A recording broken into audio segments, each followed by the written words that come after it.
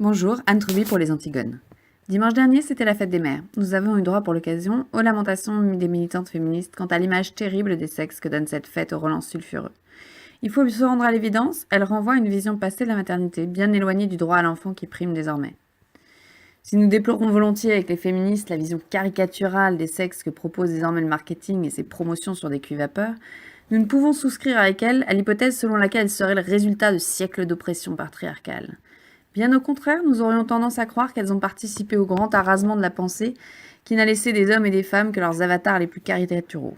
Ce sont elles qui crient au scandale face à la sacralisation de la maternité dans les sociétés anciennes. Ce sont elles qui relisent l'histoire pour ne montrer des femmes que les difficultés qui leur ont pu être faites. Ce sont elles encore qui ont fait du foyer un lieu honni à fuir à tout prix. Ces militantes pleines de bons sentiments ont finalement sapé elles-mêmes des modèles d'accomplissement personnel multimillénaires, faute de bien les comprendre, pour laisser place au désastre de la pensée que représente le marketing. D'autres vont plus loin. Ces fêtes seraient discriminatoires envers les familles qui ne suivent pas le modèle papa-maman. Ces tristes cires n'ont décidément rien compris. Pourquoi a-t-on de tout temps célébré les mères ? Parce qu'elles donnent vie aux générations futures, dont elles assurent, en grande partie du moins, la charge morale et physique. Et ça, un meilleur partage des tâches domestiques n'y pourra jamais rien. La mère est celle par qui la société se renouvelle et perdure.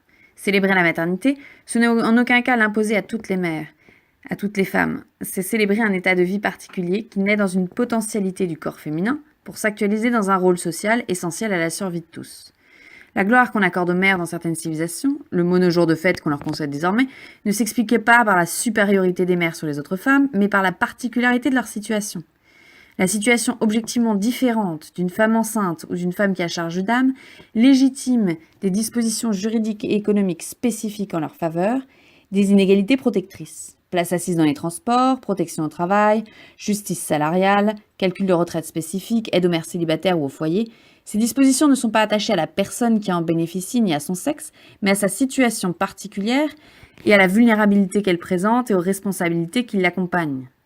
L'opinion publique refuse désormais aux mères ces protections particulières et l'État grignote tant qu'il peut leurs responsabilités sous prétexte que la maternité sera un simple choix personnel, un choix de vie individuel pour accéder au bonheur. On fait désormais des enfants, ou on n'en fait pas d'ailleurs, pour être heureux. Et si on considère qu'on a besoin de faire un enfant pour être heureux, on le fera à tout prix. PMA, GPA, peu importe tant qu'il y a bébé à la clé. La boucle est bouclée. La maternité n'est plus une donnée naturelle, potentialité du corps des femmes actualisée par l'acte procréateur d'un couple sexué, mais un nouveau marché, une expérience consommable à laquelle chacune aurait droit. À ce titre, il serait légitime qu'une fois la loi sur la PMA pour toutes passée, on remplace la traditionnelle fête des mères, qui a l'air de fâcher tant de personnes, par l'anniversaire de cette victoire du progrès et des bisous sur l'obscurantisme et les méchants. Bonsoir à tous.